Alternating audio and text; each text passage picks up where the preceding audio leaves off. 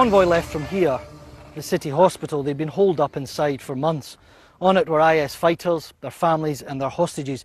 But we're told their mood wasn't dejected, it wasn't defeated, they were defiant. It was here that they realised that they might live to fight another day. The deal to get them out of here is the deal that no one wants to talk about. It's Raqqa's dirty secret.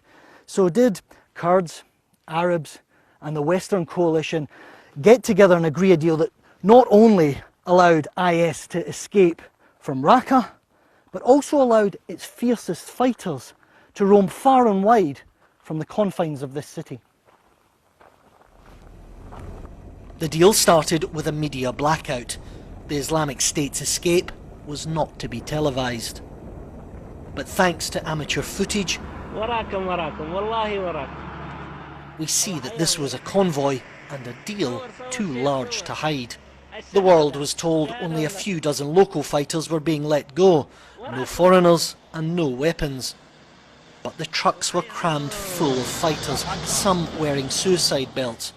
All were heavily armed. After days of searching, we picked up the trail at a truck stop on the outskirts of Tabqa. Here we discovered the drivers, all civilians who drove IS to freedom. They'd been hired by the Kurdish-led Syrian Democratic Forces. It was the longest journey of their lives.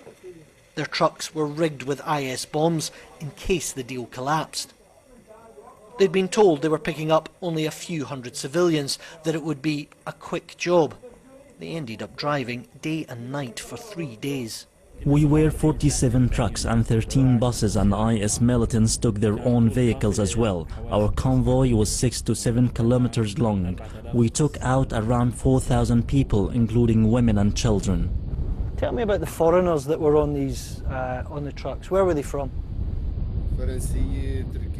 France, Turkey, Azerbaijan, Pakistan, Yemen, Saudi, China, Tunisia, Egypt. There was a huge number of foreigners.